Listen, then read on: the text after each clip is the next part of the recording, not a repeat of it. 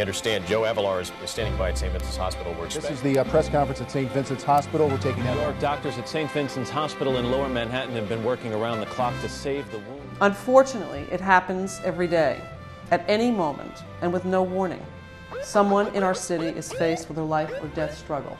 At that moment, immediate access to experienced medical personnel, specially trained and equipped to handle any emergency, can mean the difference between life and death.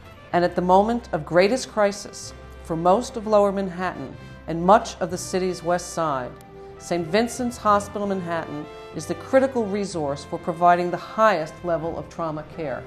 As the only Level 1 trauma center serving the area below 14th Street and much of Manhattan's west side, St. Vincent's serves as the major emergency care resource, ensuring the health and safety of the millions of people who live, work, and visit our city every day. And it has been that way for more than 150 years. As the needs of New York have changed, St. Vincent's has responded. St. Vincent's operated the first motorized ambulances, opened the first emergency ward, created the first mobile coronary care unit.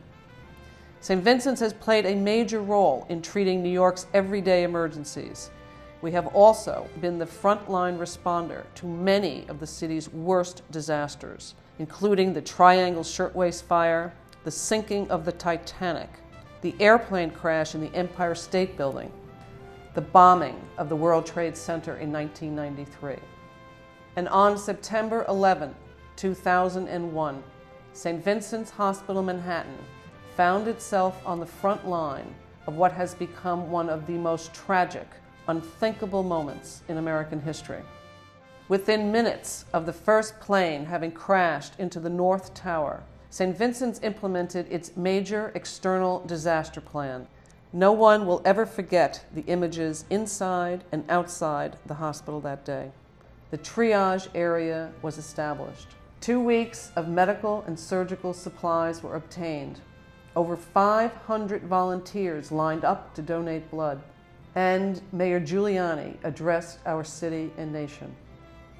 As the closest Level 1 trauma center to Ground Zero, St. Vincent's Emergency Room treated a total of 844 victims and rescue workers. Our Family Support Center was established and staffed 24 hours a day. The lessons learned from September 11 and from the hospital's subsequent response to the anthrax scare in Midtown have underscored the importance of being prepared for any disaster.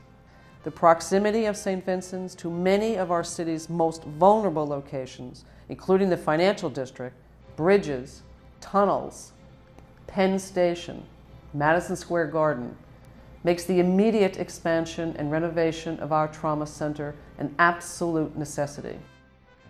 As a result of September the 11th, St. Vincent's Manhattan realized that we have 3 areas that need to be improved in order to address future events.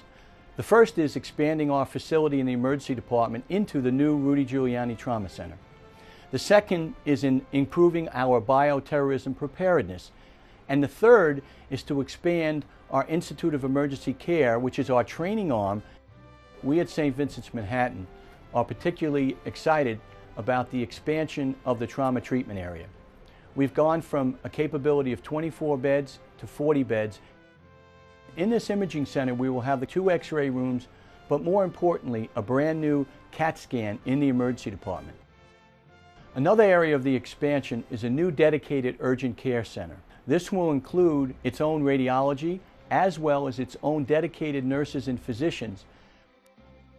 Another area that's being expanded is our pediatric emergency section.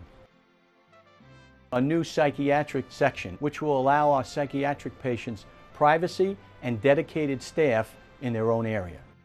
In the event of a major incident, the pediatric section and the urgent care section can become part of a new, expanded trauma treatment area. The second area of improvement in the plan is to improve our bioterrorism preparedness. This will include installing a dedicated decontamination unit, adding additional medications and drugs and antidotes, as well as improving the ventilation system in the emergency department. The third part of the plan is expanding the Institute of Emergency Care to better prepare paramedics, EMTs, police, fire, and the community to respond to a bioterrorist attack. Our nation's emergency rooms have become a critical component of our national defense and homeland security. St. Vincent's Manhattan is seeking to support the creation of the Rudolph Giuliani Trauma Center, the first major renovation of a New York City Level 1 trauma center following September 11. Your support of this effort will create a lasting legacy to the people of this city and will reaffirm your commitment to the rebuilding of New York. Thank you.